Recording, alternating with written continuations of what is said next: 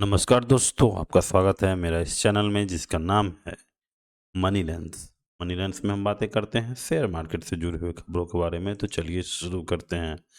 सबसे पहले हम आज के वीडियो में बता देते हैं कि आज का वीडियो काफ़ी अच्छा होने वाला है, क्योंकि आज हम बात करेंगे, एक शेयर है प्रोटीन ई गॉप टेक्नोलॉजी, जहाँ पे आज देखे होंगे कि 20% का जबरदस्त धुलाई पिटाई हुआ है। तो हमें ऐसे शेयरों से कैसे दूर रहना है, उसको पहले ही आप कैसे समझ लिए कि हमको इससे दूर रहना है, ऐसी कंपनियों से। इस ऐसी कंपनियों में पैसा बिल्कुल भी नहीं बनेगा।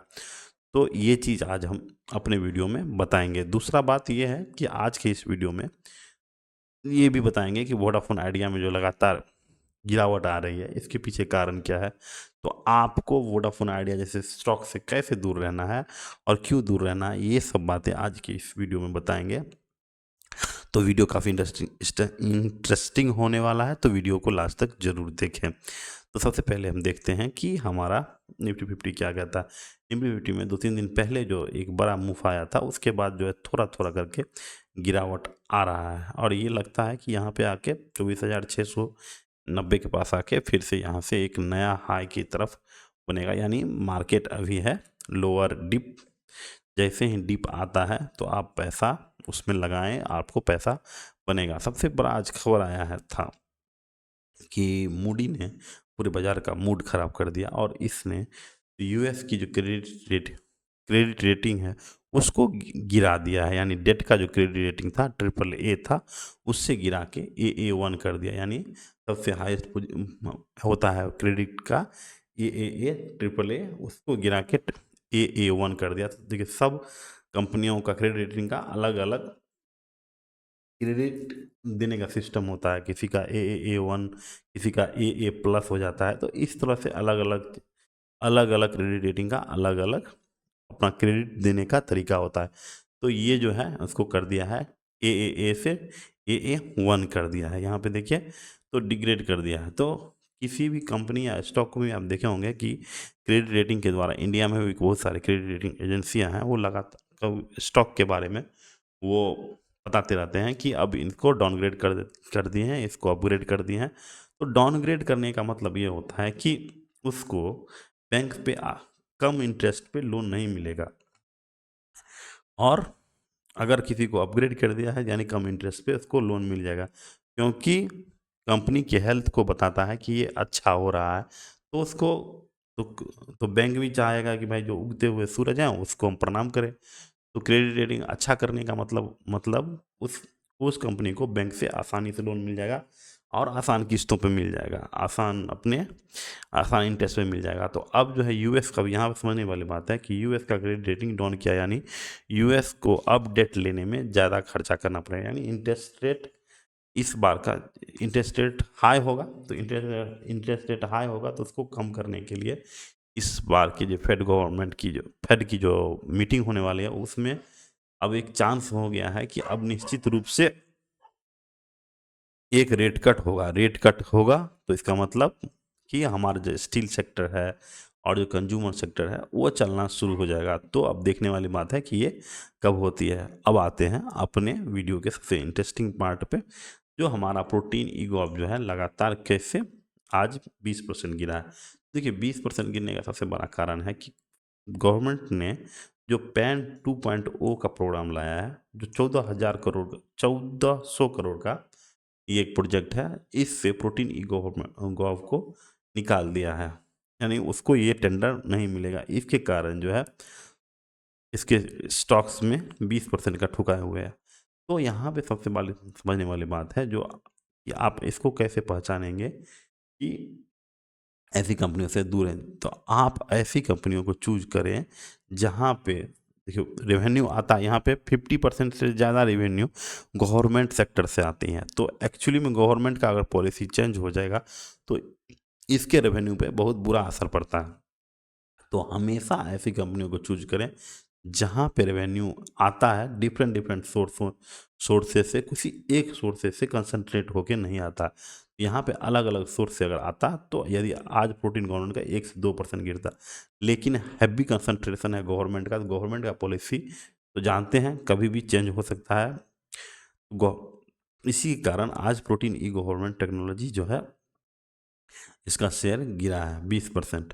तो आने वाले समय में 2-3 क्वार्टर में तो मुझे नहीं लगता कि इसका कोई रिकवरी हो पाएगा।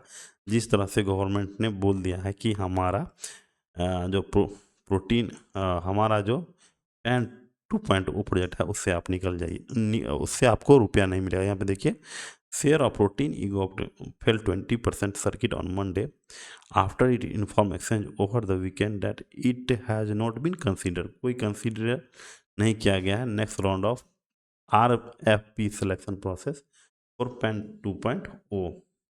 तो ये हमको बता दिए हैं कि अगला जो प्रोजेक्ट आने वाला पेन 2.0 उसके में आपको कंसीडर नहीं किया जाता। तो इसमें जो है देखिए, इसमें बहुत बड़े बड़े निवेशक फंसे हुए हैं।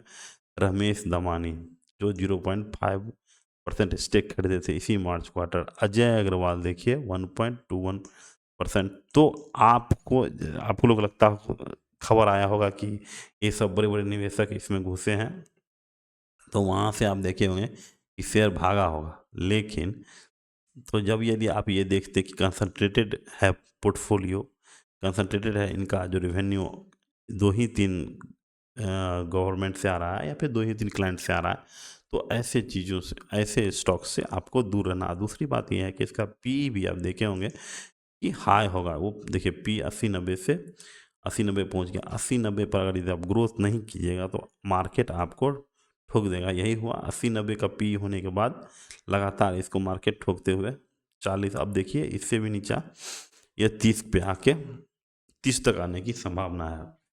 ROE देखिए 10.9 यानी 11% है। तो कंपनी अब जो है नीचे की तरफ चलना शुरू कर देगी, क्योंकि प्रोडक्ट को जो इनकम है, मतलब जो क्लाइंट है वो काफ़ी हैवी कंसंट्रेटेड है। आप लोग को भी सावधान रहने की ज़रूरत है। ऐसी कंपनियां हैं तो एक बार देखिए क्या होता है कि जहाँ पे कंसंट्रेटेड होता है, यानी अब मान लीजिए वहाँ पर भूकंप आ गया या फिर कुछ ऐसा चीज़ हो गया, अब वहाँ पे एक कंसंट्रेटेड चीज़ से आएगा तो वो आपका प्रोडक्शन हो या कुछ भी हो, उससे आपको कम रेवेन्यू जनरेट होता है। दूसरी बात यह है कि वोडाफोन आइडिया पहले ही काफ़ी मशहूर है ये स्टॉक आम पब्लिक के बीच, आम पब्लिक के बीच में। तो आम पब्लिक लोग को लगता है कि अब भाई इतना नीचे गिर गया है तो इससे क्या नीचे गिरेगा, इसके कारण लोग अलग अलग टाइम पे इस शेयर को उठाए हुए हैं। लेकिन जब कंपनी ही बोल दिया है गवर्नमेंट को कि भाई हमको अब इसको चलाने का कोई शौक नहीं है, तो गवर्नमेंट भी धीरे धीरे करके फिर रिबेट दिया जा रहा है कि आप जो है जो कुछ शेयर जितना का स्पेक्ट्रम खरीदते हैं उतना का हमको शेयर ही दे दीजिए। तो बहुत सारा कोशिश किया है इसको बचाने के लिए गवर्नमेंट के द्वारा भी और बिरला जी के द्वारा भी। लेकिन इतना ज़्यादा इसमें डेट है कि देखिए, जितनी भी टेलीकॉम कंपनियां हैं वो मतलब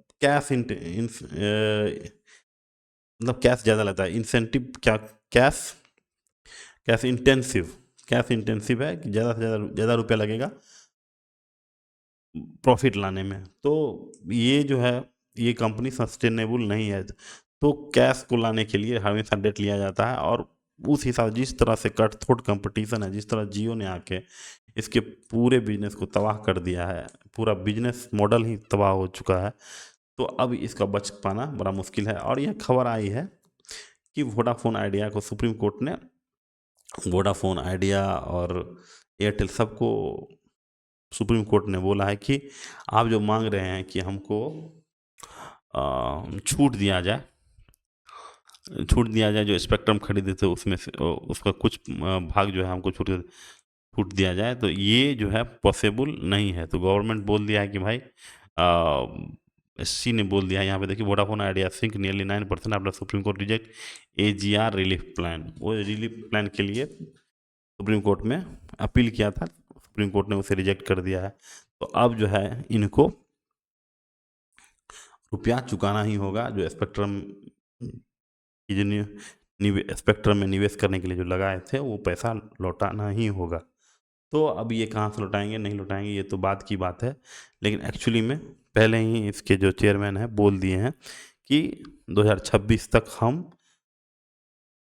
आइडिया का बत्ती गुल। आइडिया में कोई आइडिया नहीं।